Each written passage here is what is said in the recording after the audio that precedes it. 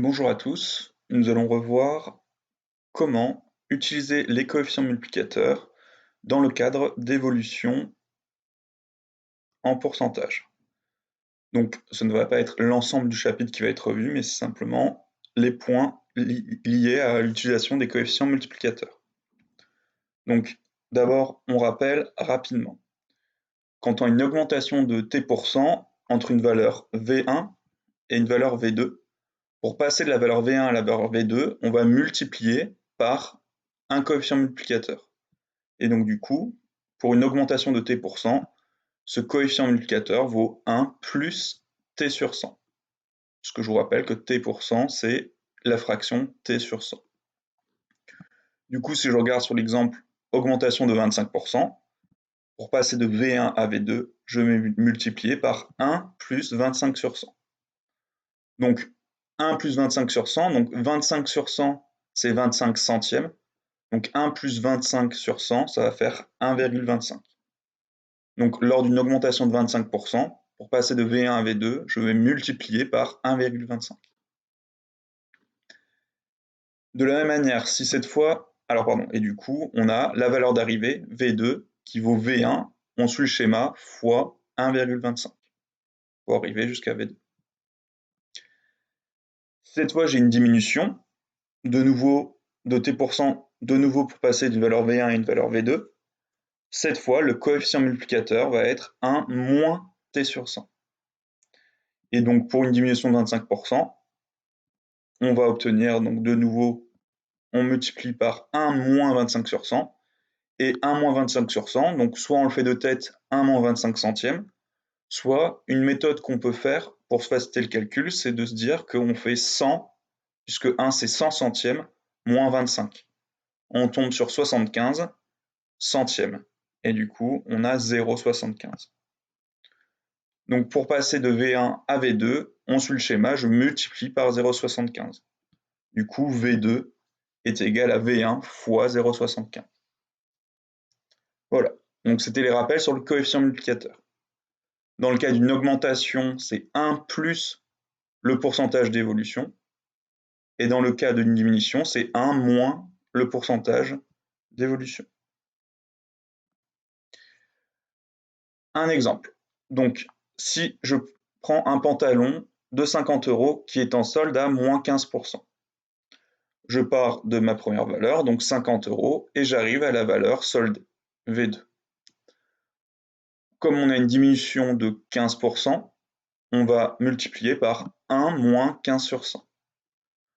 De tête, 100 moins 15, ça fait 85. Du coup, j'ai 85 centièmes, c'est-à-dire je multiplie par 0,85. Du coup, j'obtiens que V2, ça vaut, je suis le schéma, 50 fois 0,85, c'est-à-dire 42,5. Après réduction, le pantalon comptera 42,5 €. Alors d'ailleurs, là, il y a une petite erreur, puisque 42,5 €, ça n'a pas tellement de sens, c'est 42,50 €, parce que c'est 40 € et 50 centimes. Ok. Si jamais maintenant je fais une deuxième démarque, donc j'ai déjà eu ma première démarque, je suis arrivé à 42,5, et de nouveau, il y a une deuxième démarque, donc sur le nouveau prix, donc sur 42,5, je retire de nouveau 10%. Donc là, on ne va pas s'intéresser au nouveau prix, puisqu'il suffirait de multiplier par 1 moins 10%. Ce qui nous intéresse ici, c'est de savoir, en tout, quelle a été la solde en tout. Alors attention, ce ne va pas être 15 plus 10%, ça ne va pas être une diminution de 25%. Puisque les 10% là, ils s'appliquent à V2, à 42,5, et non pas à 50. Donc on rajoute une nouvelle étape, en partant de V2, on diminue de 10%. Du coup, je diminue de 10%, donc je multiplie par 1 moins 10%. Donc 1 100 centièmes moins 10 centièmes, ça fait 90 centièmes, donc je multiplie par 0,90. Du coup, pour passer directement de 50 à V3, eh bien, je vais d'abord multiplier par 0,85, puis par 0,90. Et du coup, mon nouveau coefficient multiplicateur, donc le coefficient multiplicateur pour passer de 50 à V3 directement, c'est le produit des deux autres. Ce produit vaut 0,765. Donc je sais que le coefficient multiplicateur pour passer de 50, donc du prix initial, au prix après les deux réductions, est de 0,765. Maintenant, je dois trouver 0,765, c'est le coefficient multiplicateur d'une évolution de combien de pourcents? Donc déjà, c'est inférieur à 1. Donc je sais que ça va être une diminution. Et donc maintenant, je dois trouver une diminution de combien? Donc pour ça, je fais 1 moins le coefficient multiplicateur, et je tombe sur 0,235. Du coup, on repère maintenant deuxième chiffre après la virgule, c'est le 3, et donc du coup, j'ai une diminution de 23,5%. Donc en conclusion, pour passer du prix initial au prix après les deux réductions, les deux soldes, je fais une diminution de 23,5 sur 100.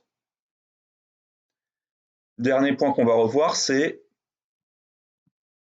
on veut savoir maintenant que je suis en V3, quelle évolution appliquer à V3 pour revenir sur 50. Alors attention, de nouveau, ce n'est pas l'intuition qui a raison. Ce n'est pas, alors ici de 50 à 23, j'ai fait une diminution de 23,5%. Pour revenir de 23 à 50, ce ne va pas être une augmentation de 23,5%. Ça ne fonctionne pas comme ça. Donc pour revenir en arrière, de manière générale, pour aller de gauche à droite, j'ai dû multiplier. Donc pour aller de droite à gauche, je vais diviser par le même nombre. Donc je vais diviser par 0,765. Sauf que nous, ce qui nous intéresse, c'est un coefficient multiplicateur. Donc je veux savoir par combien je veux multiplier.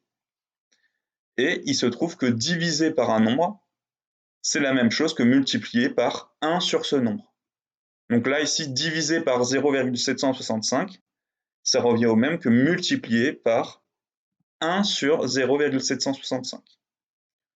Du coup, le coefficient multiplicateur pour passer de V3 à 50, c'est cette fraction, 1 sur 0,765. Maintenant, cette fraction, elle est environ égale à 1,31. Comme tout à l'heure, j'ai mon coefficient multiplicateur, il faut que je détermine à quel pourcentage d'évolution ça correspond. Cette fois, je suis plus grand que 1, donc c'est une augmentation. Et là, directement, je lis que c'est 1 et 31 centièmes. Donc 1 plus 31 sur 100. C'est-à-dire une augmentation de 31%.